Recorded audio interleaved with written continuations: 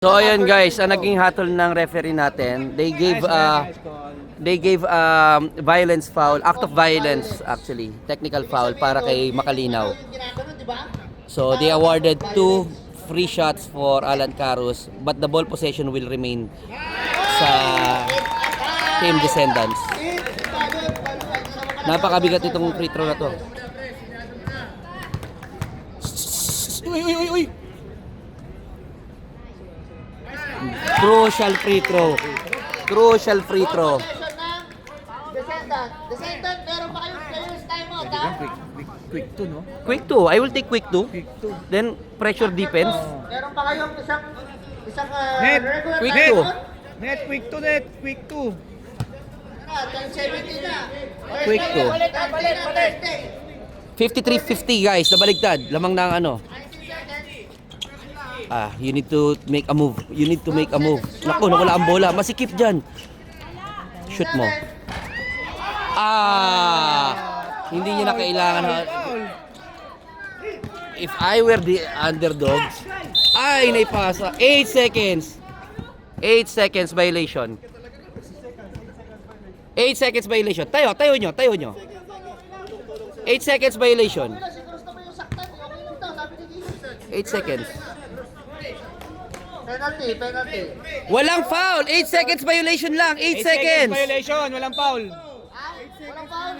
So, ang 8 seconds violation. kung ako naman sa team underdogs, papaul ako.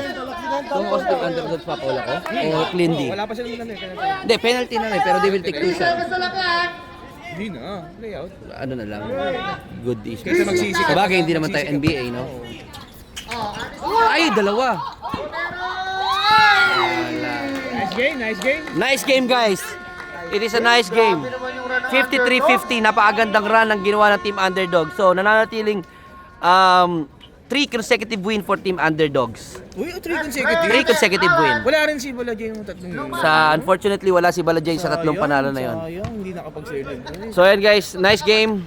Team Descendants, napakagandang laban binigay nyo. Siguro, naging turning point yung 2 free throws ni Alan Carus. Kasi, if let's say na hindi na-convert o walang tinawag na technical foul or unsportsmanship foul, isa lang ang lamang.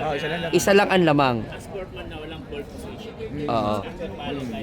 So, isa lang ang magiging lamang sana ng Team Underdogs. So, kung isa lang ang lamang ng Team Underdogs, hindi magpo-force 3 ang Team Descendants. Napakahaba ng oras, 19 seconds, they can have a quick 2, sayang. Anyway, yes. So, it is a nice game, guys. Congratulations, Team Underdogs, for your 3 consecutive win. Shout out kay Balajay. Yes. Balajay, diyan ka lang. So, Diyan ka na lang. wait lang. Nagtawag. So, ano yon? Team Underdogs, shoutout daw kay Balajay. Shout out Balajay. Shoutout Balajay. Kung nasaan ka daw, diyan ka na lang. Okay. So, nice win, guys. 3 consecutive win for Team Underdogs. Congrats, guys. Tama daw liig.